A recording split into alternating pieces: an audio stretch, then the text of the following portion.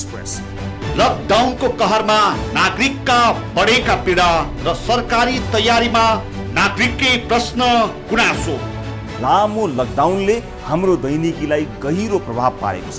तपाईका विभिन्न समस्याहरू समाधान गर्ने प्रयास गर्न, तपाईलाई सघाउन अब लकडाउन नखुलुन्जेल हामी सञ्चालन गर्दैछौँ कार्यक्रम लकडाउन एक्सप्रेस। दर्शकको प्रत्यक्ष सहभागिता अब भिडियो मार्फत पनि। तपाईले भाइबर नम्बर 9813523979 मा आफ्नो गुनासो रेकर्ड गरेर पठाउन सक्नुहुनेछ। प्रत्येक दिन बिहान 7 बजेदेखि साँझ 7 बजेसम्म जे समस्या परे पनि हामीलाई सम्झाउनुहोस्। प्रत्यक्ष सम्पर्क निशुल्क। एनटिसी का ग्राहकले 1660 011 2424 र इनसेल का ग्राहकले 9801 7 2424 मा सम्पर्क गर्न सक्नुहुनेछ। लकडाउन एक्सप्रेस बिहान 7 देखि साँझ 7 बजेसम्म प्रत्यक्ष। दर्शकबिन पुनः स्वागत छ कार्यक्रम लकडाउन एक्सप्रेसमा छौँ। निरन्तर हामी देश विदेशमा कोरोना भाइरसको प्रभावको अपडेट के कस्तो छ यस विषयमा जानकारी दिइरहेका छौँ र विभिन्न व्यक्तित्वहरूसँग कुराकानी गरिरहेका छौँ र सँगसँगै आम सर्वसाधारणका फोन कल्सहरू लिइरहेका छौँ। उहाँहरूको समस्या समाधानमा केन्द्रित छौँ। मुलुक लकडाउनमा छ यति बेला र लकडाउनमा चलिरहँदा सङ्क्रमितको सङ्ख्या पनि दिन प्रतिदिन बढिरहेको छ। पछिल्लो समय केही हिसाबले परीक्षणहरू बढ्दै जाँदा सङ्क्रमितको सङ्ख्या पनि बढिरहेको। यद्यपि परीक्षणको दायरा अझै पनि फराकिलो हुन सकेको छैन। अझ बढी परीक्षण हुन सके त्यति नै मात्रामा सङ्क्रमितहरू फेला पर्ने र यसलाई समयमा नियन्त्रण गर्न सकिने भन्ने किसिमको कुराहरू पनि विज्ञहरूले बताइरहेका स्थिति छन्। यद्यपि परीक्षणको दायरा अझ बढी फराकिलो बनाउनु पर्ने मागहरू उठिरहेका छन्। यति बेला हामीसँग प्रत्यक्ष सम्पर्कमा जोडिनु भएको छ राष्ट्रिय जनस्वास्थ्य प्रयोगशाला टेकुका डाक्टर रञ्जित शाह हाम्रो प्रत्यक्ष सम्पर्कमा हुनुहुन्छ। त्यहाँ परीक्षण भइरहेको छ। देशकै सबैभन्दा महत्त्वपूर्ण अस्पताल हो परीक्षणका लागि र यस हिसाबले पनि त्यहाँ कसरी परीक्षण भइरहेको छ यसबारे जानकारी लिन्छौँ। देशको मुख्य ल्याब हो र सबैभन्दा मुख्य ल्याब भएका हिसाबले सबैभन्दा बढी धेरै परीक्षणहरू उक्त ल्याबमा हुने गरेको छ र यसर्थ परीक्षण स्थलको नेतृत्व गर्नुहुने डाक्टर रञ्जित शाह हाम्रो यति बेला प्रत्यक्ष सम्पर्कमा हुनुहुन्छ। डाक्टर साहब स्वागत छ यहाँलाई न्युज 24 टेलिभिजनमा। हजुर धन्यवाद सबैलाई र सबैलाई नमस्ते। हजुर अब हामीले परीक्षणको कुरा गरिरहेका छौँ। विशेष गरेर अब तपाईँले देशकै मुख्य ल्याबको परीक्षण गर्ने उसको नेतृत्व गर्नुभएको छ। अहिले समग्रमा त्यहाँ राष्ट्रिय जनस्वास्थ्य प्रयोगशालामा परीक्षण कसरी भइरहेको छ? दैनिक सरदर कति जति परीक्षण भइरहेका छन्? पछिल्लो समय परीक्षणको दायरा बढेको भनेर भनिएको छ। औसतमा कति बढेको छ यसबारे जानकारी गराउनुहोस्। हजुर यसलाई कसरी बुझ्नु पर्यो भन्दाखेरि हामीले हाम्रो ल्याबको नाम चाहिँ राष्ट्रिय जनस्वास्थ्य प्रयोगशाला हो। त्यसलाई अङ्ग्रेजीमा चाहिँ नेसनल पब्लिक हेल्थ ल्याबोरेटरी भन्छौँ। यो चाहिँ देशकै सबैभन्दा ठुलो ल्याब हो र रिफरेन्स सेन्टर पनि भयो। हाम्रो जुन पहिलो केसबाट सुरु गर्ने हो भने जनवरी 13 को कुरा गर्ने हो भने पहिलो केस चाहिँ हामी कहाँ आयो। त्यति बेला चाहिँ कोरोना भाइरसको टेस्टिङ हामी नेपालमा गर्दैनथ्यौँ। त्यति बेला चाहिँ म त्यहाँ टिम लिडको काम गरिरहेको थिएँ नेसनल इन्फ्लुएन्जा सेन्टरमा। उनीहरूले त्यहाँ के भइरहेको थियो भन्दाखेरि पिसिआर भइरहेको थियो। हामी सबै इन्फ्रास्ट्रक्चरहरू थियो। तर के थियो भन्दाखेरि हामीले इन्फ्लुएन्जा भाइरस जुन चाहिँ निमोनिया गराउँछ जस्तो कोरोना भाइरस जस्तै एउटा आरएनए भाइरस हो त्यसको चाहिँ हामीले वर्षौँदेखि त्यसको टेस्टिङ गरिरहेका छौँ। त्यो ल्याब चाहिँ कस्तो छ भन्दाखेरि WHO र CDC को गाइडेन्समा चलिरहन्छ। त्यो ल्याबमा चाहिँ के हुन्थ्यो भन्दाखेरि हाम्रो सबै पूर्वाधारहरू थिए। र जनवरी 13 मा आएको जुन व्यक्ति हुनुहुन्थ्यो हाम्रो पहिलो इन्फेक्टेड केस जुन कोरोना भाइरसको फर्स्ट केस अफ नेपाल, त्यसमा के देखियो भन्दाखेरि हामीले त्यति बेला हामीसँग रिएजेन्ट मात्रै नथिएन, अरू सबै पूर्वाधारहरू थिए। अनि त्यसपछि त्यो भएको हुनाले हामीले रिएजेन्ट नभएको हुनाले हामीले त्यो टेस्ट गर्न सम्भव थिएन। त्यही पनि हामीले उहाँलाई त्यो सास प्रश्वासकै समस्या देखिएको हुनाले हामीले इन्फ्लुएन्जा टेस्ट गऱ्यौँ। इन्फ्लुएन्जा टेस्ट चाहिँ 2 पल्ट गऱ्यौँ। 2 पल्ट पनि नेगेटिभ आउँदाखेरि चाहिँ हामीलाई उहाँ चाहिँ वुहानबाटै आउनुभएको, उहाँको एउटा वुहान युनिभर्सिटीमा पढ्ने विद्यार्थी भएको हुनाले उहाँको साइन एन्ड सिम्टम त्यहीसँग मिल्ने भएको र त्यति बेला चाइनाको वुहानबाट थुप्रै पिक्चर न्युजहरू आइरहेको थियो कि एउटा नयाँ भाइरस आइरहेको छ जसले चाहिँ महामारीको रूप लिइरहेको छ भन्ने कुरा भनेको हुँदा हाम्रो कुरामा चाहिँ उहाँको साइन एन्ड सिम्टम लक्षणहरू मिल्ने भएको हुनाले हामीले त्यो पहिलो केसको भाइरस चाहिँ स्याम्पल चाहिँ थ्रोटको जुन घाँटीको नमुना निकालेर हामीले के गर्यौँ भन्दाखेरि हङकङ पठायौँ। त्यसपछि जब केही 24 जनवरीमा चाहिँ रिपोर्ट आयो कि उहाँ पोजिटिभ हुनुहुन्छ। त्यो पोजिटिभ आइसकेपछि 26 जनवरीबाट हामीलाई रिएजेन्टको सपोर्ट आयो र त्यो सपोर्ट आइसकेपछि हामीले के गर्यो भन्दाखेरि टेस्टिङ सुरु गर्यो। अब जुन पहिलो केसको नमुना हामीसँग ल्याबमा प्रिजर्भै थियो अनि अलिकति नमुना हामीले बाहिर पठाएको थियौँ, त्यो नमुना प्रिजर्भलाई चाहिँ जुन रिएजेन्ट आयो त्यसलाई चाहिँ हामीले त्यही नमुनालाई पहिलो केसलाई नै हाम्रो ल्याबमा टेस्ट गऱ्यौँ। त्यो टेस्ट गर्दाखेरि के देखियो भन्दाखेरि यहाँ पनि पोजिटिभ देखियो। त्यसपछि हामी के ढुक्क भयो भन्दाखेरि हामीसँग सबै कुरा पूर्वाधार छ, रिएजेन्टको मात्रै कमी थियो, त्यो पनि आइपुग्यो। अब हामीले टेस्टिङ सुरु गरे हुन्छ, किनभने पहिलो केस जुन हामीले टेस्ट गऱ्यौँ त्यो बाहिर पनि पोजिटिभ आयो, हामी पनि पोजिटिभ आयो र त्यसरी चाहिँ हाम्रो टेस्टिङ सुरु भयो एउटा केसबाट। त्यसपछि हाम्रो के भयो भन्दाखेरि थुप्रै मान्छेहरू नेपालहरू भित्रिन थाले, जसलाई चाहिँ लक्षणहरू देखिन्थ्यो। WHO को एउटा गाइडलाइन्स बन्यो, त्यसको आधारमा दायरामा पर्नेहरूलाई हामीले टेस्ट गर्न थाल्यौँ। कयौँ नेगेटिभ केसेसहरू आयो, महिनौसम्म नेगेटिभ नै आइरह्यो। हामीलाई कति प्रश्नहरू पनि उठ्यो कि यहाँ टेस्टिङ राम्रो भएको छ कि छैन। त्यसको लागि चाहिँ हामीले के गर्यो भन्दाखेरि त्यहाँ भएको हाम्रो जुन नेगेटिभ भएको कुरा फेरि हामीले WHO को रिजनल अफिसबाट हेल्प लिएर फेरि हामीले हङकङ पठायौँ, त्यहाँ पनि नेगेटिभ आयो। त्यसपछि हामी विश्वस्त भयो कि हाम्रो टेस्टिङ क्यापेसिटी सबै कुरा वर्ल्ड स्ट्यान्डर्डै छ। त्यसपछि फेरि पनि प्रश्नहरू बन्द भएन, पछि हामीले WHO रिक्वेस्ट गरेर ठुलो एक्सपर्ट नै बोलायो र हामीलाई अब्जर्भ गर्न। त्यो पनि देख्दाखेरि सबै कुरा यहाँ ठिक छ भनेर उहाँले लेटर पनि लेखेर जानुभयो। अनि यसरी चाहिँ हाम्रो टेस्टिङ नेपालमा सुरु भयो। पहिलो दिनदेखि म नै इन्भल्भ थिएँ। फर्स्ट केसको स्याम्पल लिनेदेखि लिएर के अरे नमुना लिनेदेखि लिएर त्यसलाई चाहिँ टेस्ट गर्ने ल्याबमा म नै इन्भल्भ भएर त्यो काम सुरु भयो। हुँदा हुँदा हुँदा हाम्रो अब कस्तो भन्दा नि एकबाट केसेसहरू 4-5 जना आउन थाल्यो, 4-5 जनाको टेस्टिङ भयो। त्यसपछि 50 जना टेस्टिङ हुन थाल्यो। त्यसपछि हाम्रो दोस्रो तेस्रो केस सुरु, हामीले यहाँ दोस्रो र तेस्रो केस पोजिटिभ आइसकेपछि केसहरू बढ्दै गयो। हाम्रो चाहिँ 200-300 सुरु गर्न थाल्यौँ। महिनौसम्म 200-300 गरिसकेपछि अहिले चाहिँ हामीले केसलाई NPHL राष्ट्रिय जनस्वास्थ्य प्रयोगशालामा मात्रै 1000 देखि 1200 दिनकै गरिरहेको छ। हजुर जस्तो डाक्टर साहब, यति बेला विशेष गरेर अब दुईवटा विधिबाट नेपालमा परीक्षण भइरहेको स्थिति छ। RBT र PCR दुईवटा मुख्यतया यी दुई विधिबाट परीक्षण भइरहँदा परीक्षण पूर्वाधारको अवस्था कस्तो छ? किनभने सुरुवाती दिनमा जुन हिसाबले परीक्षण पूर्वाधार सामग्रीहरूको अवस्था, किटहरूको अवस्था कम छ भनेर भनियो, पछिल्लो समय सरकारले पनि केही कूटनीतिक पहल मार्फत मगाएको स्थिति छ। ती सामग्रीहरूको पर्याप्ततामा कोसिस गरिरहेको स्थितिमा अहिले भने परीक्षण पूर्वाधारको अवस्था कस्तो छ? बिचमा चाहिँ यो चाहिँ मान्नुपर्छ कि बिचमा हामीलाई केही चाहिँ समस्या भएको थियो। तर आजको डेटमा कुरा गर्ने हो भने आज अब हामीसँग चाहिँ अलमोस्ट 50,000 देखि 1 लाख चाहिँ हामीलाई डोनेसन जुन अरू दात्री संस्थाहरूले, दात्री राष्ट्रहरूले दिनुभएको छ त्योमै छ। प्लस हाम्रो गभर्मेन्टले पनि आर्मी थ्रु चाहिँ 3 अर्बको सामान किनेको छ। भन्नाले हामीसँग टेस्टिङ क्यापेसिटी चाहिँ छ। अहिले त्यसमा सामग्रीमा चाहिँ कमी भएको छैन। अहिले हामीसँग आजको दिनमा कुरा गर्ने भने अब केही दिन अगाडि चाहिँ समस्या थिए, तर आजको दिनमा कुरा गर्ने भने हामीसँग टेस्टिङ गर्ने कमसेकम 50,000 भन्दा एक र त्यो चाहिँ अहिले हिजो मात्रै कुरा गरे अनुसार चाहिँ 5 लाख जति नेपालीलाई टेस्ट गर्नुपर्छ भन्ने कुराहरू आइरहेको छ। जस्तो डाक्टर साहब, यति बेला अब देशका विभिन्न ठाउँबाट, कतिपय स्थानबाट परीक्षण किटहरू नभएका कारणले, सामग्रीहरू नभएका कारणले परीक्षण नै रोक्नु परेको खबरहरू, समाचारहरू आइरहेका छन्। यो कतिको जोखिमपूर्ण हुन्छ?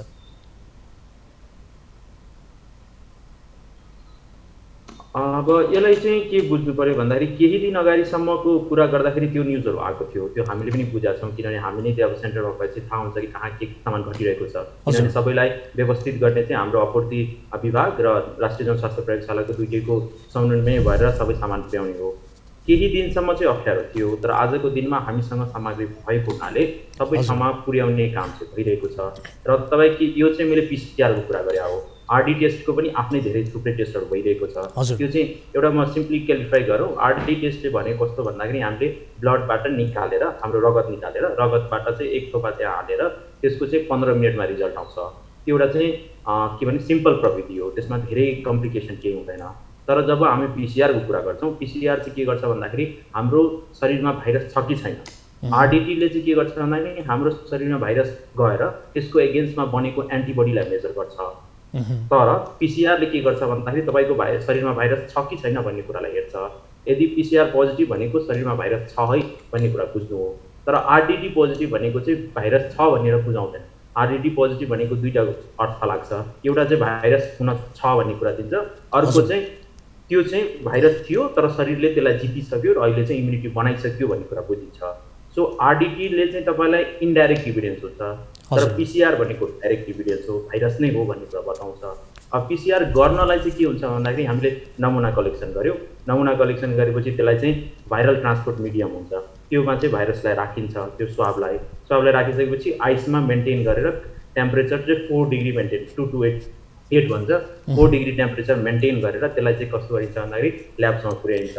ल्याबमा पनि त्यसलाई चाहिँ त्यही टेम्परेचरमा राखेर फ्रिजमा राखेर या आइसमै राखेर त्यसलाई चाहिँ हामीले सबै इन्ट्री गर्नेदेखि लिएर त्यसलाई बारकोड लगाउनेदेखि लिएर नम्बर लगाउनेदेखि लिएर गर्ने काम भइसकेपछि त्यो बल्ल मका हाम्रो पिसिआरमा सेन्टरमा आउँछ। त्यहाँ आइसकेपछि नेसनल इन्फ्लुएन्जा सेन्टर भन्छौँ। त्यहाँ आइसकेपछि हामीले के गर्छौँ भन्दा त्यसबाट सर्टेन एमाउन्ट चाहिँ त्यो तरल पदार्थ जसमा भाइरस छ त्यसलाई लिएर त्यसबाट भएको भाइरसलाई निकालेर अनि चाहिँ हामीले अर्को छुट्टै रुममा चाहिँ त्यसलाई मास्टर मिक्स रुम भन्छ, त्यहाँ चाहिँ हामीले रिएजेन्ट मिलाएर यता अर्को रुममा निकालेको भाइरसको जेनेटिक मेटेरियललाई हालेर अनि बल्ल अर्को झन् रुममा गएर त्यहाँ पिसिआर मेसिन राखेको हुन्छ त्योमा हालिन्छ अनि त्यस मेसिनमा राखेको 2 घन्टापछि बल्ल रिपोर्ट आउँछ। जस्तो डाक्टर साहब अब हजुर विशेष हजुर यो सबै प्रोसेसमा कमसेकम यदि ल्याबमा पुगिसकेपछि हाम्रो जब सुरु गर्छौँ नि त्यसपछिको 6 देखि 8 घन्टा हो भनेपछि त्योभन्दा पहिले तपाईँले नमुना कलेक्सन गरेदेखि लिएर ल्याबसम्म पुग्नु, ल्याबमा पुगेर पनि त्यहाँ आदि हजारौँ स्याम्पल छन्, तपाईँको पालो आउनु र त्यो पालो आइसकेपछि हाम्रो ल्याबमा पुगिसकेपछि 6 देखि 8 घन्टा लाग्छ। अब डाक्टर साहब जस्तो अब यहाँले विशेष गरेर देशकै मुख्य ल्याबको नेतृत्व गरिरहनु भएको छ र यसअघि पनि देशका विभिन्न स्थानमा अहिले परीक्षणमा खटिएका स्वास्थ्य कर्मीहरूलाई तालिम दिनुभएको छ। अब यो बताइदिनुहोस् कि अहिले जति पनि स्वास्थ्य कर्मीहरू परीक्षणमा खटिनु भएको छ उहाँहरूको क्षमता कस्तो छ, त्यो क्षमतावान स्वास्थ्य कर्मीहरूको पर्याप्तताको अवस्था कस्तो छ? यसमा चाहिँ कसरी बुझ्नु पर्यो भन्दा नि पिसिआर चाहिँ हामीले गर्ने प्रविधि चाहिँ पहिले पनि थुप्रै कुराहरूमा गरिरहेका थियौँ। जस्तै कि हामीले कुरा गर्दाखेरि डेङ्गी भाइरसको कुरा गरौँ होइन, अरू टेस्टहरू इन्फ्लुएन्जाकै भनौँ, एचआइभीको भनौँ, यिनीहरू त टेस्ट भइ नै रहेको थियो नेपालमा या विश्वभरि। तर यो कोरोना भाइरसको नयाँ एउटा भाइरस हो, त्यसको बारेमा हामीले हल्का भन्नाले उहाँहरू विज्ञ हुनु नै हुन्छ। हामीले चाहिँ उहाँलाई जस्ट एउटा ओरिएन्टेसन दिने कि यो रिएजेन्ट हो, यसलाई चाहिँ यसरी युज गर्दाखेरि हामीले हाम्रो कोरोना भाइरस डिटेक्सन हुन्छ। उहाँहरू पहिले नै विज्ञ हुनुहुन्छ, हामीले जस्ट यो कोरोना भाइरस रिलेटेड एउटा ओरिएन्टेसन दिएपछि उहाँले राम्रै काम गर्न सक्नुहुन्छ। र तपाईँले ध्यान दिनुभयो भने हामीले केही समय नै एनपिएचएलमा सुरु भएको कुरा र अहिले त्यसको 18-19 ठाउँमा हामीले पिसिआर सुरु गरिसक्यौँ र अहिले रिसेन्ट ट्रेनिङमा चाहिँ पनि हामीले मान्छेहरू जुन विज्ञहरूलाई ओरिएन्टेसन दिइसकेपछि अब 2 ठाउँ अझै पनि भोलि पर्सिमा पिसिआर सुरु हुन्छ। जस्तो डाक्टर साहब यति बेला अब सरकारले विशेष गरेर अब एक हिसाबले भनौँ न बिना तयारी निजी क्षेत्रलाई पनि कोरोना परीक्षण गर्न दिने जुन किसिमको यो निर्णय गरिरहेको स्थिति छ, तयारी गरिरहेको छ, यो भोलिका दिनमा कतिको जोखिम हुन सक्छ अथवा यसले केही फाइदा गर्न सक्छ कि के लाग्छ यहाँलाई? यसमा दुईटा कुरा छ हेर्नुहोस्। फाइदा चाहिँ अब टेस्टिङ हाम्रो बढ्यो भने जस्तै कि महामारीको जुन बेलामा हामीले जति टेस्ट गर्न सक्यौँ त्यति नै हाम्रो लागि राम्रो हो। किन टेस्ट गरेपछि बल्ल न थाहा हुन्छ हामीलाई केही पोजिटिभ छ कि छैन। अहिले हाम्रो जति केसहरू बढ्यो, आज सायद बिहानसम्म 516 थियो, यो अझै बढ्दै जान्छ। तर एउटा कुरा के बुझ्नु भन्दाखेरि हामीले धेरै टेस्ट नगरेको हुनाले यो नदेखिएको।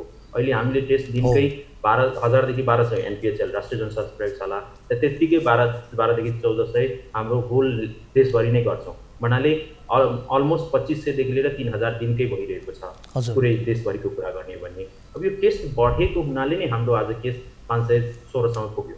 अझ यो बढ्छ नै किनभने दैनिक रूपमा जुन रेटमा पोजिटिभ केसहरू हामीले डिटेक्ट गरिरहेका छौँ त्यसमा चाहिँ तपाईँ के बुझ्नु भन्दाखेरि यो केस रेट बढ्दै जान्छ र यो अझ बढ्छ नै। यसलाई चाहिँ हामीले के भन्दा नि यो देखेर प्यानिक हुनु स्थिति छैन, किनभने हामीले टेस्ट पहिला धेरै कम गरेका थियौँ त्यसैले कम डिटेक्ट भयो, अहिले धेरै गर्छौँ धेरै डिटेक्ट हुन्छ। यो स्टेजमा चाहिँ महामारी पुरै जताततै फैलिसकेको स्थिति होइन, यो केस धेरै बढेको भन्नाले महामारी पुरै फैलिएर बढेको होइन, लुकेको केसहरू नै हामीले डिटेक्ट गर्दै हौँ।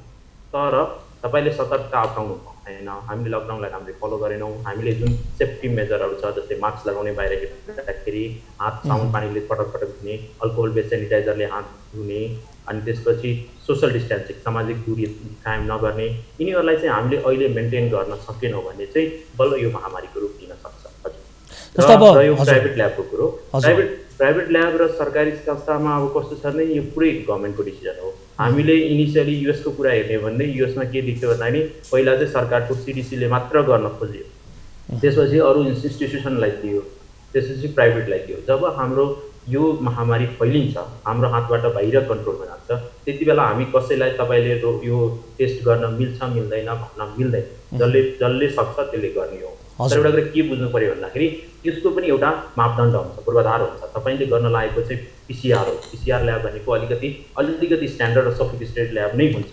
अब त्यसमा पनि हामीले इन्फेक्सियस एजेन्ट यत्रो महामारी फैलाउने भाइरस गरिरहेछौँ, यदि हामीसँग पूर्वाधारहरू सामान्य पनि मिनिमम पूर्वाधारहरू पनि छैन भने त्यही ल्याब नै फेरि महामारीको केन्द्र स्रोत बन्ला कि भन्ने डर चाहिँ हुन्छ। त्यसैले गर्दाखेरि यो सरकारले चाहिँ पुरै मिनिमम चेक गरेर यो ल्याबसँग त्यति पूर्वाधार हुनुपर्छ र त्यो छ भने एलाउ गर्ने नगर्ने चाहिँ। जस्तो डाक्टर साहब, विशेष गरेर अब यसको प्रयोगशालाको मापदण्ड र नियमन गर्ने संयन्त्र पनि छैन यति बेला, खास गरी यसको मापदण्ड के हो र यसको नियन्त्रण गर्ने नियमन गर्ने कसरी भन्ने किसिमको एउटा संयन्त्र पनि बनिसकेको स्थिति नभएको अवस्थामा प्रयोगशालामा विशेष गरेर के चाहिन्छ, यसको मापदण्ड कस्तो हुन्छ, पूर्वाधारको अवस्था कस्तो हुन्छ, यसबारे जानकारी गराइदिनुहोस् न। त्यसमा चाहिँ हामीले के बुझ्नु पर्यो भन्दाखेरि भर्खरै केही दिन अगाडिको म पनि त्यो मिटिङमा थिएँ होइन। हामीले के बनायौँ भने एउटा चाहिँ पूर्वाधार बनायौँ, त्यो चाहिँ हाम्रो देशभरिको विज्ञहरूलाई बोलाएर राष्ट्रिय जनस्वास्थ्य प्रयोगशालामै हाम्रो डिरेक्टर म्यामको प्रतिनिधित्वमा त्यो भएको थियो। त्यसमा चाहिँ हामीले एउटा सामान्य एउटा मिनिमम रिक्वायरमेन्ट, जस्तै कि 2 देखि 3 जना एक्सपर्ट चाहिने, त्योमध्ये 1 जना चाहिँ अलिक बढी एक्सपर्ट हुने, जसलाई चाहिँ पिसिआरको पहिल्यै एक्सपोजर भएको, अनि ल्याबको पूर्वाधारहरू, ल्याबमा चाहिँ बायोसेफ्टी क्याबिनेट चाहिने, किनभने यो त महामारी फैलाउने एउटा भाइरस हो। यसलाई चाहिँ हामीले हाम्रो ल्याबमा जुन बायोसेफ्टी क्याबिनेट हुन्छ त्यहाँ प्रोसेस गरेनौँ, बाहिर गऱ्यो भने त्यहाँबाट पनि फैलिन सक्ने भएको हुनाले त्यो चाहियो।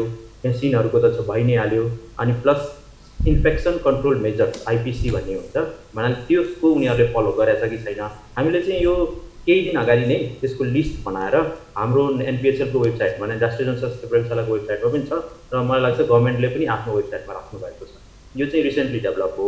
मिनिमम रिक्वायरमेन्ट यसै कसैले पुरा गर्छ भने त्यसलाई चाहिँ सरकारमा यदि एप्लिकेसन आवेदन दिनुपर्ने होला, त्यो उहाँले आएर हेरेर ल यो ठिक छ, यहाँ चाहिने कुराहरू सबै छ भन्ने कुरा, अनि त्यसपछि यो फलोअपमा जान्छ।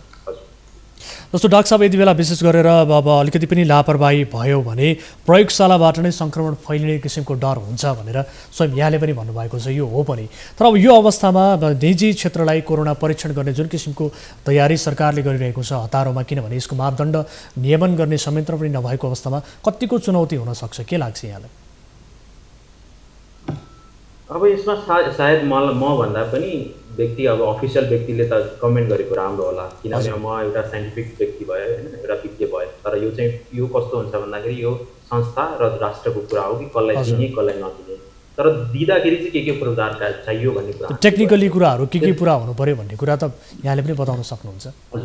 हजुर, त्यसमा चाहिँ के बुझ्नु पर्यो भन्दाखेरि टेक्निकली एउटा सामान्य अहिले चाहिँ हामीले पहिला जस्तो हाम्रो ल्याब छ या केही जस्तै धरानको भयो हाम्रो बिपिकेआर जस्तो ल्याब छ, यिनीहरू पनि एकदमै स्ट्यान्डर्ड, यहाँ दुलीखेलको ल्याब भयो होइन, वीर हस्पिटलमै ल्याबहरू छ, यिनीहरू भनेको राम्रो ल्याब अन्तर्गत पर्छ। तर हामीले के भन्यो भन्दाखेरि यस्तो ल्याब त तुरन्तै रातारात हामी कुनै पनि देश कुनै पनि ठाउँमा हामीले सुरु गर्न सक्दैनौँ। त्यसको लागि चाहिँ हामीले मिनिमम पूर्वाधारहरू तय गरेको छौँ र त्यो तय गरेको लिस्टिङ नै भएको छ। तपाईँलाई मिनिमम मैले कुरा गर्दाखेरि सबै त्योमा नइन्क्लुड होला, तर के चाहियो भन्दाखेरि 2 देखि 3 जना चाहिँ एक्सपर्ट चाहियो, त्योमध्ये 1 जना चाहिँ अलिकति त्योमा पहिले नै एक्सपोज भएको, पिसिआरमा पहिले नै एक्सपोज भएको मान्छे चाहियो। दोस्रो कुरा चाहिँ हाम्रो ल्याबको पूर्वाधारमा चाहिँ तपाईँलाई चाहिने बायोसेफ्टी क्याबिनेट, जहाँ चाहिँ हामीले प्रोसेस गर्छौँ त्यो भाइरसलाई जेनेटिक मेटेरियल निकाल्दाखेरि हामीलाई त्यसमा त्यति जोखिम हुनसक्छ, त्यसको लागि चाहिँ चाहिने बायोसेफ्टी क्याबिनेटहरू, रुम हुने, पिसिआर मेसिनदेखि लिएर हामीले त्यहाँ फलो गर्ने हामीलाई चाहिने पिपीहरू लगाएको छ कि छैन, त्यति व्यवस्था उनीहरूले गर्न सक्छ कि सक्दैन, त्यो सामान्य कुराहरू पनि तपाईँले पुर्याउनु भयो भने चाहिँ त्यति मात्रै राखिएको छ कि पहिला जस्तो यो एक्चुअली भन्यो भने अरू महामारी बेला यदि नहुने भने हाम्रो क्राइटेरिया जुन सरकारको क्राइटेरिया हुन्छ या राष्ट्रिय जनस्वास्थ्य प्रयोगशालाको क्राइटेरिया हुन्छ त एकदमै टाइट हुन्छ, धेरै कुरा चाहिन्छ। तर अहिलेको चाहिँ अवस्थामा मिनिमम पूर्वाधार पुर्याउनु भयो भने चाहिँ कन्सिडर गर्न सकिन्छ भन्ने कुराहरू चाहिँ भइसकेको छ। अब केही बेर अघि विशेष गरेर केही समय अगाडि जनकपुरमा चाहिँ 3 पटक्कै पिसिआर गरिएको परीक्षणमा गलत आए पछाडि अहिले त सम्भवतः ल्याब पनि बन्द अवस्थामा छ। अहिले विशेष गरेर जो यहाँले बताउनु भयो मुख्य रूपमा जो 2-3वटा ल्याब छन्, यसबाहेक अन्य मफसलमा रहेका ल्याबहरू कतिको प्रभावकारी देखिएका छन्, त्यसबाट हुने परीक्षणहरू समग्रमा कतिको प्रभावकारी देखिएको अवस्था छ? त्यसलाई चाहिँ अब कसरी बुझ्नु पर्यो भन्दाखेरि त्यसलाई चाहिँ हामीले अब जस्तै ल्याब कहीँ सुरु गऱ्यौँ, ल्याब सुरु गरेपछि हामीले मान्छे पठायौँ, साधारहरू पठायौँ। अब त्यसपछि के हुन्छ भन्दाखेरि जब हामीले सुरु गरेका थियौँ, हामीले सुरु गर्दा पनि हामीलाई के आएको भन्दाखेरि इन्टरनेसनली या WHO ले के भनेको थियो भन्दाखेरि तपाईँले सुरु गर्नुभयो, तपाईँले सुरु गरिसकेपछि तपाईँको क्वालिटी एस्युरेन्स, तपाईँले गरेको काम ठिक छ कि छैन भन्ने कुरा रेगुलेट हुन्छ, त्यो WHO ले गर्छ। त्यसको अन्तर्गत चाहिँ इनिसियली 15 देखि 20, इनिसियली 20 नेगेटिभ स्याम्पल र इनिसियली 5 पोजिटिभ स्याम्पल, भन्नाले 5 वटा पोजिटिभ स्याम्पल र इनिसियली 20 नेगेटिभ स्याम्पललाई चाहिँ अर्को ठुलो ल्याब जस्तै हामीले हङकङ पठायो, तिनीहरूले चाहिँ यहाँ नेगेटिभ आयो त्यहाँ पनि नेगेटिभ आयो। त्यो कुरा विश्वस्त भइसकेपछि उनीहरूले के बुझ्यो भन्दा नि यहाँ गरेको रिपोर्ट ठिक छ। यो चाहिँ हाम्रो एउटा देशको मात्रै समस्या होइन, त्यो विश्वको समस्या हो। त्यसमा चाहिँ नेपालले ठिक गर्न पाउँदैन कि, त्यसलाई पनि रेगुलेट गर्छन् अन्तर्राष्ट्रिय माध्यमहरूले। त्यसैले गर्दा त्यही रूपमा हामी जस्तै सेन्टरमा छौँ भने यस्तो अरू सेन्टर 4वटा ल्याब हब बनाइरहेछौँ, जस्तै कि धरानको भयो, हाम्रो यहाँ के अरे चितवनमा हुन्छ, त्यस्तै ल्याबहरू बनाएर तिनीहरूले चाहिँ आफ्नो शाखा ल्याबहरूलाई चाहिँ के गर्छन् भने क्वालिटी एस्युरेन्स गर्छन्। भन्नाले त्यहाँ जुन चाहिँ पेरिफेरीको ल्याब छ त्यहाँमा पोजिटिभ आयो कि नेगेटिभ आयो, इनिसियल 10 नेगेटिभ, हामी पनि यहाँ गर्दा नेगेटिभै आइरहेको छ, त्यहाँ आएको पोजिटिभ, हामीले गर्दा पनि पोजिटिभ आएको छ भने उहाँ गरिरहेको रिपोर्टहरू सबै ठिक छ है, त्यो चाहिँ एउटा क्वालिटी एस्युरेन्सको पार्ट हो। त्यो हामीले सधैँ गरिरहेछौँ। त्यसमा राम्रो भएको हुनाले अहिलेसम्म जहाँ पनि ल्याबमा सुरु भइरहेछ अरू डिफ्रेन्ट ठाउँमा त्यहाँको रिपोर्ट र हाम्रो रिपोर्ट सेमै भएको हुनाले त्यहीँबाट अहिले चाहिँ हाम्रो रिपोर्ट रिलिज गरिरहेछौँ र त्यो अनुसार नै कुरा भइरहेको छ। सो उहाँले चाहिँ यो काम सुरु भएपछि चाहिँ धेरै नै सहयोग पाइएको छ, त्यो चाहिँ विश्वस्त हुनु। किनभने हामीले गरिरहेछौँ 1000देखि 1200, त्यति नै लेभल त अरू ल्याबहरूले देशभरि नै गरिरहेछन्। त्यसले गर्दाखेरि हामीलाई चाहिँ धेरै नै टेस्ट हामीले गर्न सकिरहेको छौँ। यदि त्यस्तो गर्ने होइन भने तिनीहरूले एउटा ल्याबले पनि 100 देखि 200 गऱ्यो भने त धेरै हुन जान्छ नि, हामीलाई धेरै सहयोग हुन्छ, हामीले धेरै नै टेस्ट गर्न सक्ने भइरहेको छौँ अहिले अवस्थामा। तिनीहरूको ल्याब विश्वसनीय नै छ।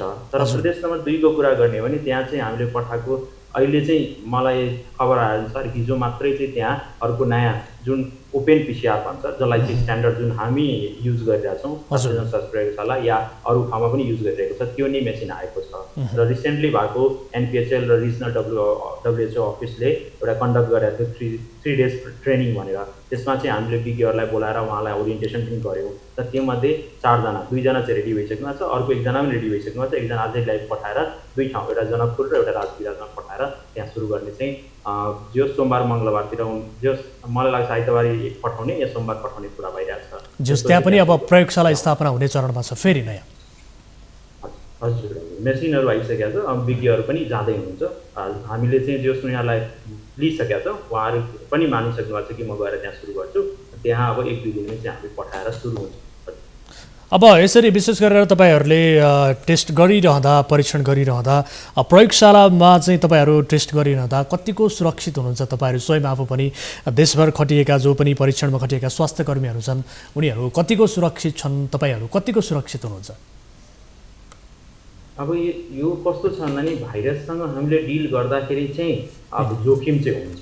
सबैभन्दा बढी जोखिम हुने चाहिँ पहिला चाहिँ कुन हुन् भन्दा नि फ्रन्ट लाइनर्समा पर्ने भनेको ल्याबमा टेस्टिङ र हाम्रो चाहिँ हस्पिटलमा जुन बिरामी फर्स्टपल्ट चेक गर्नुहुन्छ। एकपल्ट हामीले शङ्का गरिसकेपछि हामी सतर्क हुन थाल्छौँ। तर पहिलोपल्ट जब कोही व्यक्ति आउँछ उहाँलेसँग त अहिले पो महामारीको बेलामा हामीले पिपी लगाएर बस्छौँ, जतिलाई बस्दैनथ्यौँ त्यति बेला जोखिम हुन्थ्यो। तर कुरा के बुझ्नु पऱ्यो भन्दा ल्याब र हस्पिटलको जुन जति पनि कर्मचारीहरू छन् तिनीहरू चाहिँ जोखिममा हुन्छन् नै। त्यसको लागि बच्ने उपायहरू भनेकै चाहिएको भनेको यो पर्सनल प्रोटेक्टिभ इक्विपमेन्ट, हजुरहरूले हेर्नुभयो होला थुप्रै कुराहरू भइरहेछ। त्यो पुरै स्पेस सुट जस्तो गाउनहरू हामीले लगाएर काम गरिरहेका हुन्छौँ। त्यो काम गर्दाखेरि चाहिँ हामीले त्यो लगाएर त्यो फेरि पर्याप्त मात्रामा छ भने चाहिँ हामीलाई इन्फेक्सन सरिहाल्दैन। अब त्यो लगाउने पनि विधिहरू छ, त्यसको पनि हामीले भिडियो रिसेन्टली बनाएर वेबसाइट अफिसियल वेबसाइटहरूमा राखिरहेछौँ ताकि मान्छेले कसरी लगाउँछ त्यो लुगा, कसरी फुकाल्ने हो। मेनली के हुन्छ भने लगाउँदाखेरि त अब त्यो स्टाइल हुन्छ, फुकाल्ने क्रममा हामीले काम गरेर आउँदाखेरि इन्फेक्ट भइसकेका हुन्छौँ। त्यसबाट चाहिँ अरू चाहिँ जब जस्तै चाइनाको कुरा गरौँ, इटालीको कुरा गरौँ, त्यहाँ चाहिँ हाम्रो साथीहरू डाक्टर साथीहरू इन्फेक्टेड हुनुभएको कुराहरू देखिरहेछौँ। सो त्यो लुगा लगाउने लुगा हुनु पऱ्यो, पहिला भएपछि लगाउने प्रविधि जानु पऱ्यो। प्रविधि जाने हो भने चाहिँ हामीले आफूलाई बचाउन सक्छौँ। तर कुरा के बुझ्नु पऱ्यो भन्दा नि हामी त्यही इन्भाइरोमेन्टमा जहाँ भाइरसै छ, भाइरसैसँग खेलिरहेको हुनाले जोखिम त हुन्छ। डाक्टर साहब जस्तो अब बाहिर हेर्ने हो भने बाहिरतिर हेर्ने हो भने अब अहिले पिपिई र सँगसँगै मास्क लगाउने एउटा एक किसिमको फेसन जस्तो पनि बनेको स्थिति छ। यसरी अब लगाउनु त पर्नुपर्ने हो, वास्तवमा त लगाउनै पर्ने हो, तर वास्तविक रूपमा जो साँच्चै प्रोटेक्ट गर्ने पिपिई चाहिँ कस्तो पिपिई हो र साँच्चै प्रोटेक्ट गर्ने मास्क चाहिँ कस्तो मास्क हो, कसरी लगाउनु पर्छ, यो लगाउने तरिका कस्तो हुन्छ? त्यसलाई चाहिँ हजुरले के बुझ्नु पर्यो भन्दाखेरि अब N95 जुन मास्क हुन्छ, मास्कको बेलाको N95 मास्क जुन हुन्छ त्यो मास्क चाहिँ कस्तो भनेको छ भने विश्वव्यापी सर्टेज भएको हुनाले, यो नेपालको कुरा गरे होइन, विश्वव्यापी नै सर्टेज भएको हुनाले हामीले के मापदण्डमा आयो भन्दाखेरि जो बिरामीसँग डिल गरिरहेको छ डाइरेक्ट रूपमा, जस्तै कि हस्पिटलमा बिरामी कोरोना भाइरसको हुनुहुन्छ, मलाई हेर्न जानुपर्ने छ, त्यो बेला चाहिँ N95 मास्क चाहिन्छ। अरूमा त्योभन्दा पनि ठुलो मास्कहरू हुन्छ, त्योभन्दा पनि हायर प्रोटेक्सनको मास्क हुन्छ, त्यो लगाएर जानु पर्यो। त्योभन्दा तल्लो मास्कहरूले चाहिँ प्रोटेक्सन दिँदैन।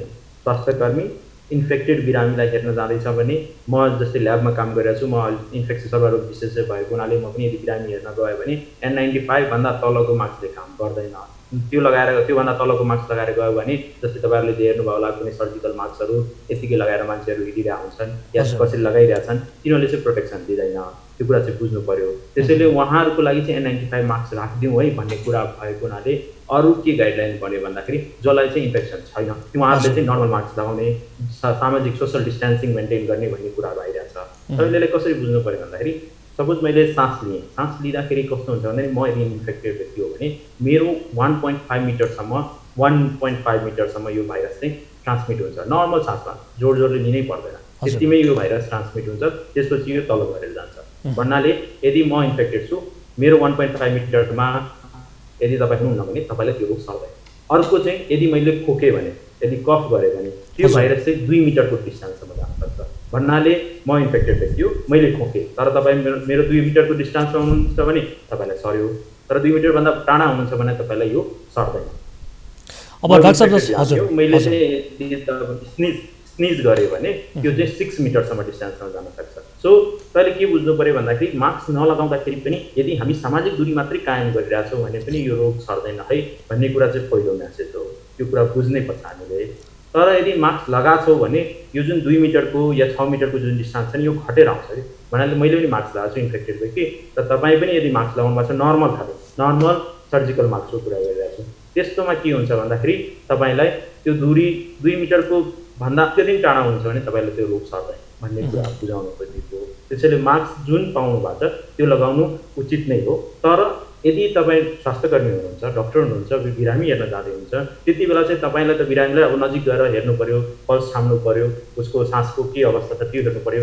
त्यो त एकदम क्लोज कन्ट्याक्ट भएको हुनाले त्यति बेला N95 र त्योभन्दा तल N95 र त्योभन्दा माथिकै मास्क चाहिन्छ। जस्तो डाक्टर साहब अब यहाँले विशेष गरेर सामाजिक दूरीहरू कायम गर्नुपर्ने जुन किसिमको बताउनु भएको छ, अब हेर्ने हो भने पछिल्लो समय नेपालमा विशेष गरेर सँगै बस्ने खानेहरूमा पनि एकजनामा सङ्क्रमण देखिएको छ भने उस सङ्क्रमित व्यक्तिसँगै बसेका अन्य व्यक्तिहरूमा उनीहरूको रिपोर्ट PCR टेस्ट गर्दा नेगेटिभ आएको स्थिति छ। आमालाई सङ्क्रमण हुने र शिशु चाहिँ सङ्क्रमण रहित हुने, यसरी उनको PCR चाहिँ नेगेटिभ आउने स्थिति देखिएको छ। एकजनाको पोजिटिभ अर्कोको नेगेटिभ, सँगै बस्ने, खाने बस्ने, उठ्ने बस्ने, यो किसिमको अवस्था देखिएको छ। स्वयं यहाँहरू आफै टेस्टमा बस्नुभएको छ, यसलाई कसरी लिन सकिन्छ?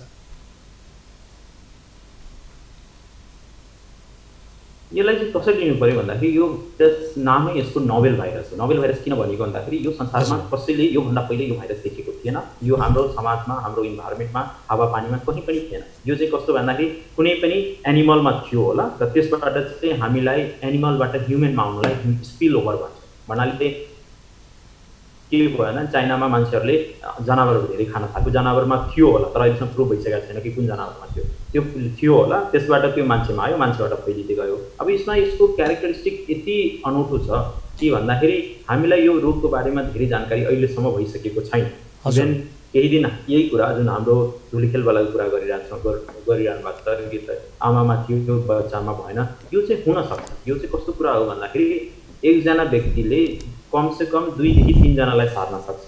अब हामीले बच्चालाई कस्तो हुन्छ भने आमाले माया नै गरिरहेको हुन्छ, त्यसले गर्दाखेरि बच्चाको अगाडि खोक्ने, त्यसको अगाडि स्निज गर्ने त्यति चाहिँ कसैले पनि गर्दैन। त्यो त अब इन्फेक्टेड व्यक्ति या कोही पनि थाहा पनि हुन्छ, उहाँलाई थाहा थिएन भने पनि बच्चाहरूको चाहिँ के छ भन्दा नि यो रोगबाट सङ्क्रमित हुने म्याक्सिमम् व्यक्तिहरू कसरी छन् भन्दाखेरि ओल्ड एज पिपल जसको चाहिँ उमेर 50-55 बढी छन्, तिनीहरू इन्फेक्टेड बढी भएर मृत्युदर चाहिँ उहाँकै नै बढी देखिएको छ। अब एउटा रोग मान्छेलाई लागेको छ त्यसले सबैलाई साथ छ भन्ने कुरा चाहिँ कतै पनि त्यो चाहिँ डिपेन्ड गर्छ कि म कस्तो व्यक्ति हो। सपोज म रोगी होइन तर मेरो साइडमा जो बस्नु भएको छ त्यो रोगी हुनुहुन्छ, उहाँले मलाई रोग सार्ने नसार्ने पनि गर्छ। अरू धेरै कहाँ पुग्छ पुगिसकेपछि कि थोरै नै त्यसलाई निकालेर न्युट्रलाइज गरिदिन्छ। अनि प्लस टेस्टिङको पनि कुरा छ। हामीले बच्चालाई टेस्ट गर्दाखेरि कस्तो हुन्छ भन्दाखेरि भित्रसम्म एक्ज्याक्टली जस्तो एडल्ट मान्छेको स्याम्पल लिन सक्छौँ त्यस्तो बच्चाको लिन सक्ने सम्भावना गाह्रो हुन्छ। अरू थुप्रै कुराहरू छन्, त्यसले गर्दाखेरि फरक पर्न सक्छ। त्यसलाई चाहिँ कसरी बुझ्नु पर्यो भन्दाखेरि एकजनालाई भयो भने सबै परिवारलाई हुन्छ भने कदापि हुँदैन, यो कुरा हुँदैन। तर एउटा कुरा के पनि बुझ्नु पर्यो भन्दाखेरि यो रोग सर्ने रोग हो, यसलाई चाहिँ हामीले प्रोटेक्सन गऱ्यौँ भने सर्ने सक्ने सम्भावना चाहिँ बढी हुन्छ। अब बढी हुनुमा चाहिँ 100% नै हुन्छ भन्ने कुरा चाहिँ होइन। भन्नाले म इन्फेक्टेड छु भने मेरो सबै परिवार इन्फेक्टेड हुन्छ भन्ने कुरा त कहीँ पनि अहिले पनि नेपालमा त नि 516 जना भइसके। एकजना इन्फेक्टेड छन् भने ऊ पनि त परिवारमा बसिरहेको थियो, क्वारेन्टाइनमै त सबै इन्फेक्टेड भएको छैन, या क्वारेन्टाइनमै एकजना इन्फेक्टेड छ भने त सबै इन्फेक्टेड हुनुपर्ने हो, त्यस्तो देखिँदैन। यो चाहिँ भाइरसको नेचर, उसको मान्छेमा सर्ने रोगको क्यापेसिटी, धेरै कुराहरूमा फरक, होस्ट फ्याक्टर भन्छ त्यसलाई। भन्नाले एजेन्ट, होस्ट र इन्भाइरोमेन्ट तीनवटा कुरा हो। भन्नाले गराउन सक्ने भाइरसको सङ्क्रमण गर्ने क्षमता, त्यसपछि हाम्रो वातावरण त्यसलाई कतिसम्म त्यो भाइरसलाई बचाएर राख्न सक्छ, र त्यसपछि मान्छे होस्ट त्यसले चाहिँ त्यो भाइरससँग कतिसँग लड्न सक्छ कि सक्दैन। कति कुरा के हुन्छ भन्दा नि हामीले नै मात्रै हाम्रो वरिपरि टिबीको ब्याक्टेरिया घुमिरहेको छ, तर त्यसलाई चाहिँ हाम्रो शरीरले के गर्छ भने जाने बित्तिकै त्यसलाई सिल गरेर राखिदिन्छ या न्युट्रलाइज गरिदिन्छ। त्यसले गर्दाखेरि हामी सबैजना टिबीको बिरामी त छैनौँ। त्यस्तै यो भाइरसमा पनि एक्सप्लानेसन एउटा हुनसक्छ, तर एउटा के पनि बुझ्नु पऱ्यो भन्दाखेरि यो नयाँ डिजिज हो, यसको बारेमा सम्पूर्ण जानकारी हामीले प्राप्त भइसकेको छैन। त्यसैले गर्दाखेरि यो नै हुनसक्छ भन्ने कुरा यकिनकै साथ भन्न चाहिँ अलिक गाह्रो छ। डाक्टर साहब, जस्तो अब पछिल्लो तथ्याङ्कलाई हेर्ने हो भने केही परीक्षण बढेका छन् र त सङ्क्रमितहरू बढेको स्थिति छ। अब हेर्ने हो भने परीक्षणको दायरा यसलाई फराकिलो बनाउने हो भने अझ बढी सङ्क्रमितहरू फेला पर्छन् पनि, र अब यो अवस्थामा सङ्क्रमितहरू फेला परुन् र परीक्षणको दायरा बढेर सङ्क्रमितहरूको सङ्ख्या चाँडै फेला परोस् र यसको भाइरसको महामारीलाई चाहिँ नियन्त्रणमा लिन सकियोस् भन्नका लागि परीक्षणको दायरालाई फराकिलो अझ थप बढाउन चाहिँ कसरी सकिन्छ? कुनै दुई मात्रै छैन कि हामीले परीक्षणको दायरा बढाउनुपर्छ। परीक्षणको दायरा एक्चुअली बढिसके नै छ। अब यस्तो स्थितिमा आइसक्यो भन्नाले हामी कहाँ टेस्ट गर्न जोसुकै पनि आइरहेछन्। भन्नाले कम्युनिटीमा कुनै नगरपालिका, कुनै वडा, जहाँबाट पनि उनीहरूले स्याम्पल कलेक्सन गरेर हामीलाई पठाइदिइरहेछ र हामीले टेस्ट गरि नै रहेछौँ। त्यसैले गर्दाखेरि अब चाहिँ तपाईँले गर्न पाउनुहुन्छ, तपाईँले पाउनुहुन्न भन्ने स्थिति छैन। तैपनि हामीले के बुझ्नु पऱ्यो भन्दाखेरि हामीले सबैलाई टेस्ट गर्छ, तर तपाईँहरूले पनि के बुझ्नु पर्यो भन्दाखेरि सबैलाई टेस्ट गर्न जरुरी छ कि छैन भन्ने कुरा पनि। हामी गरिब मुलुक छौँ, हामीसँग रिसोर्सेसहरूको कमी छ। युएसले त सबैलाई टेस्ट गर्न सकिएन भने हामी त अब अलिक गरिब नै छौँ, गरिब राष्ट्रमै पर्छौँ। हामीसँग रिएजेन्टहरू जति छन् त्यसको आधारमा जसलाई चाहिएको हो त्यसलाई चाहिँ टेस्ट गरौँ भन्ने कुरा चाहिँ हो। त्यसलाई चाहिँ हाम्रो विवेकले पनि त्यसलाई बुझ्नुपर्छ कि हामी सबैले टेस्ट गरौँला अरे, जसलाई चाहिएको छैन, तर जसलाई चाहिएको छ त्यसलाई गर्न सकिएन भने त महामारी पनि त त्यो त हाम्रो कन्ट्रोलबाट बाहिर जान्छ। त्यो कुरालाई चाहिँ ध्यान हामी सबै नेपालीले आफ्नै विवेक रूप युज गरेर गर्ने हो। किनभने यस बेलामा म कुनै पनि सरकारी या व्यक्ति कसैले पनि तपाईँ आउनुभयो भने तपाईँलाई म गर्दिनँ भन्न चाहिँ पाउँदैन, गर्छ नै। तर त्यो कुरा चाहिँ आफूले बुझ्नु पऱ्यो कि मलाई चाहिएको छ कि छैन। हजुर डाक्टर साहब, अब लास्ट वान जस्तो अब विशेष गरेर यति बेला भारतबाट सिमानाका हुँदै मानिसहरू नेपाल प्रवेश गरिरहेका छन्, ती व्यक्तिहरूको पनि सही तरिकाले स्वास्थ्य परीक्षण भइरहेको स्थिति छैन भनेर भनिएको छ। उनीहरूको टेस्ट अत्यन्त जरुरी हुन्छ। अब यो अवस्थामा सङ्क्रमितको सङ्ख्या बढिरहँदा, जोखिम बढिरहँदा ती व्यक्तिहरू गाउँ गाउँमा पुगिसकेको स्थिति छ। अब समग्रमा तपाईँले नेपालको पछिल्लो अवस्थालाई, जोखिमको अवस्थालाई, भोलिका दिनमा आउने जोखिमलाई कसरी विश्लेषण गर्नुहुन्छ? अहिलेको अवस्थालाई तपाईँले कसरी निहालिरहनु भएको छ समग्रमा? यसलाई चाहिँ कसरी हामीले के बुझ्नु पऱ्यो भन्दाखेरि अभियसली जति पनि अब इन्डियाबाट, भारतबाट जति पनि मान्छेहरू आइरहेछन् तिनीहरू चाहिँ सस्पेक्टेड केस नै हो। उहाँलाई चाहिँ हामीले परीक्षण नगरिकन त पोसिबलै छैन। उहाँलाई आउने बित्तिकै क्वारेन्टाइनमा राखेर उहाँको स्वाब लिएर हामीले परीक्षण गरेर को सङ्क्रमित हुनुहुन्छ, को हुनुहुन्न, तिनीहरूलाई चाहिँ सेपरेट गरेर राख्नु नै पर्छ। यो स्ट्राटेजी हामीले मिलाएन भने हामी सक्दैनौँ यो महामारीलाई कन्ट्रोल गर्न। र जति आउँछन् एक व्यक्तिलाई टेस्ट हुनै पर्छ। यो एकजना पनि छुट्यो भने यदि उहाँ सङ्क्रमित हो भने उहाँले अरूलाई फैलाउनुहुन्छ। त्यो कुरा चाहिँ हामीले विश्वास गराउनु पर्यो। अरू कुरा के छ भन्दाखेरि खाडी मुलुकबाट आउने नेपाली, अब नेपाली हो, हाम्रो दाजुभाइ हो, उहाँहरूलाई आउनु दिन मिल्दैन भन्ने मिल्दैन कि यो हाम्रो देश हो, उहाँको पनि देश हो, उहाँलाई आउनु उत्तिकै अधिकार छ जति हामीलाई छ। अब आइसकेपछि उहाँलाई व्यवस्थापन गर्ने, उहाँलाई जे चाहिन्छ टेस्ट गर्ने, क्वारेन्टाइन गर्ने कुरा चाहिँ सरकारको दायित्व हो। यो हामीले गर्नु पनि पर्छ। हजुर, एकातिर मानवीयताको कुरा छ, अर्कोतिर जोखिम बढ्न सक्ने खतरा पनि छ।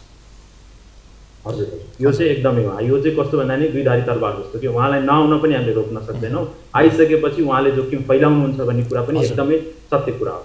त्यसलाई चाहिँ नै व्यवस्थापन गर्नु सरकारको प्रमुख कर्तव्य, दायित्व भनौँ या रिस्पोन्सिबिलिटी भनौँ, जे भनौँ, तर त्यो नै मेन कुरा हो कि त्यसलाई चाहिँ हामीले प्रपर तरिकाले गर्न सक्यो भने यो महामारीलाई हामीले फैलिनेबाट बच्छौँ। अब एज तपाईँ अब देशकै मुख्य प्रयोगशालाको नेतृत्व गरिरहनु भएको व्यक्तिका हिसाबले सरकारलाई अब यो जति पनि जोखिमका बारेमा यहाँले भन्नुभयो स्थिति छ भोलिका दिनमा निम्तन सक्ने, यसबाट सचेत हुनका लागि र आगामी थप योजना अगाडि बढाउनका लागि तपाईँको सल्लाह सुझाव के रहन्छ यसको नियन्त्रण गर्नका लागि प्रपर तरिकाले म्यानेजमेन्ट? सल्लाह र सुझाव भन्दा पनि हामीले यो सबै हाम्रो कुरा डिस्कसन भइ नै रहेको हुन्छ। उहाँहरूलाई पनि यो कुरा थाहा नै छ, हामी गभर्मेन्टकै पार्ट हो। एउटा कुरा चाहिँ के बुझ्नु पऱ्यो भन्दाखेरि रिसोर्सेसहरू हामीले अहिले नै के छ भन्दा नि विश्वव्यापी कमी भइरहेको छ। केही देशहरूले हामीलाई डोनेसन दियो, केही हामीले खरिद गर्यौँ, तर हाम्रो चाहिँ एउटा प्लान चाहिँ हुनुपर्छ कि मलाई कति नेपालीलाई टेस्ट गर्नु छ। यो त कन्फर्म भयो कि जतिजना बाहिरबाट आउँछन् तिनीहरू सबैलाई गर्नु पऱ्यो। त्यो आउने बित्तिकै यदि क्वारेन्टाइनमा भयो भने हामीलाई त अरूलाई गर्नु परेन। तर कस्तो छ भन्दा नि उहाँ आउने बित्तिकै त घर पुग्नुहुन्छ, घर पुगेपछि घर परिवारसँग भेट्नुहुन्छ भने चाहिँ अब उहाँलाई मात्रै टेस्ट गरेर पुगेन, उहाँको वरिपरि घर परिवारलाई पनि टेस्ट गर्नु पऱ्यो। अब त्यो घर परिवारले फेरि छरछिमेकीसँग कुरा गर्छन् भनेपछि छरछिमेकीलाई पनि गर्नु पऱ्यो। यो महामारीको बेलामा 3 लेयर कन्ट्याक्ट ट्रेसिङ भन्छ, भन्नाले पहिलो व्यक्ति, उहाँसँग आएको अर्को व्यक्ति र त्यसपछि आएको अर्को व्यक्ति, यतिलाई गर्नुपर्ने कुरा हुन्छ। अब यो हेर्दाखेरि धेरै नै ठुलो पपुलेसन हो, यसको लागि रिसोर्सहरू हामीलाई धेरै चाहिन्छ। अहिले हामीले रिसोर्स यदि कहीँबाट ल्याउन सकेनौँ भने चाहिँ हामी चाहिँ अप्ठ्यारोमा पर्छौँ। त्यसैले त्यतातिर पनि ध्यान दिनु पऱ्यो भन्ने कुरा चाहिँ मेरो आग्रह। हुन्छ, thank you so much for your time doctor साहब, यो महत्त्वपूर्ण जानकारी र महत्त्वपूर्ण सन्देशका लागि। हजुर, सबैलाई नमस्ते, thank you sir.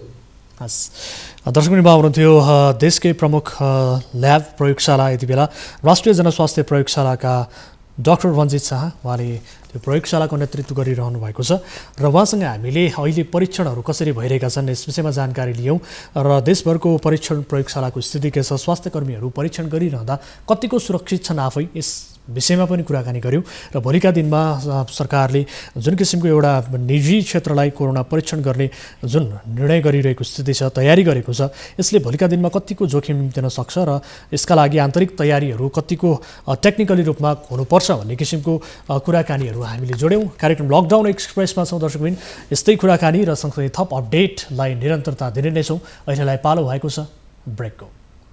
Lockdown express